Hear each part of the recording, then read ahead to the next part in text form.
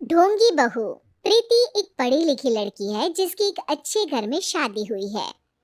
प्रीति का पति राहुल एक मल्टीनेशनल कंपनी का मैनेजर है जो आधे महीने विदेश में ही रहता और छोड़ जाता है अपने मम्मी पापा को प्रीति के भरोसे, जिसे इस देश को सुधारने की चुल ने परेशान कर रखा है। मम्मी पापा, कल एक डॉग वैक्सीनेशन का शिविर है तो मैं वहीं पूरा दिन रहूंगी। आप मेरे लिए खाना मत बनवाना। अरे बेटा प्रीति, वो भाई तो काम छोड़कर परसों ही जा चुकी। एक नई बाई देखनी पड़ेगी। माँ, आप तो जानती ही हो ना कि मैं कितना बिजी रहती हूँ। अगर कल मैं नहीं गई तो कुत्ते एडॉप्ट ही नहीं हो पाएंगे। देखिए, हम इंसान तो बोलकर अपनी तकलीफों को बता सकते हैं, लेकिन वो बेचारे, उन्हें हमारी ज्यादा जरूरत है मम्मी।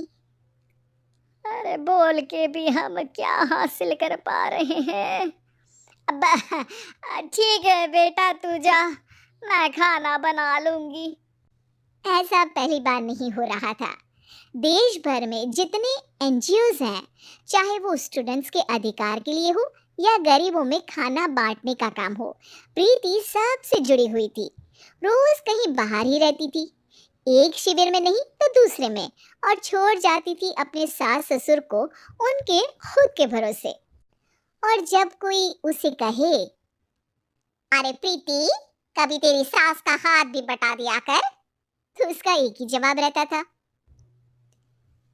देखो, हम लोगों को तो सब कुछ घर बैठे मिल जाता है।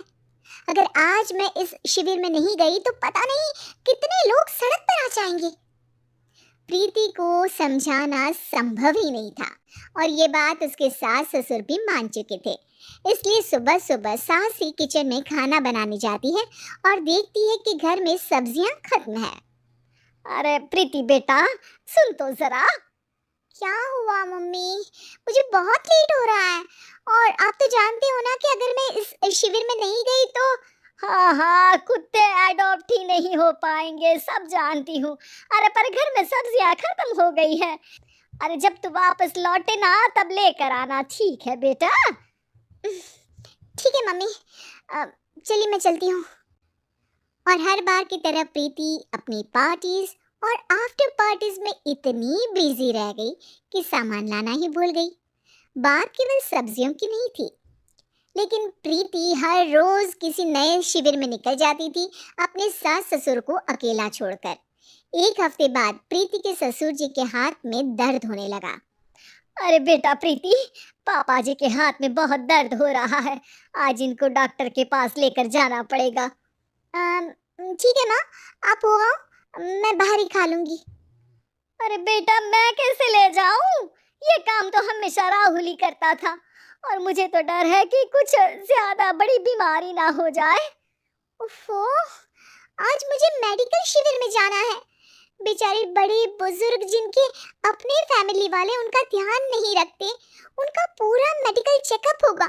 अगर मैं नहीं गई तो आप तो जानते ही हो, उनका चेकअप नहीं हो पाएगा। और हाँ बेटा, तू जा, मैं कुछ ना कुछ कर लूंगी।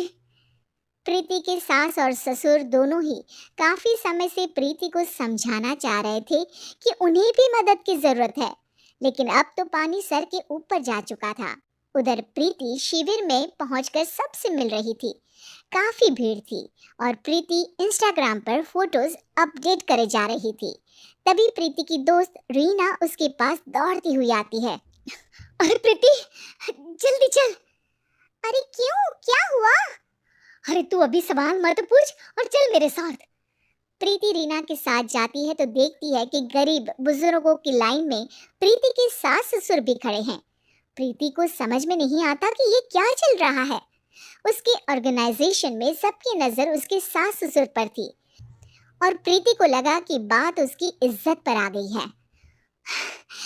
माँ, पापा जी, आप दोनों यहाँ क्या कर रहे हैं?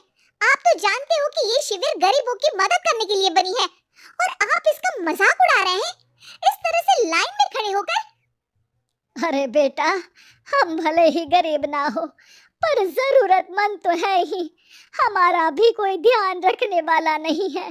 मेरे पति के हाथ में दर्द है, मैंने सुना कि जरूरतमंद बुजुर्गों का यहाँ फ्री में इलाज हो रहा है, इसीलिए चले आए।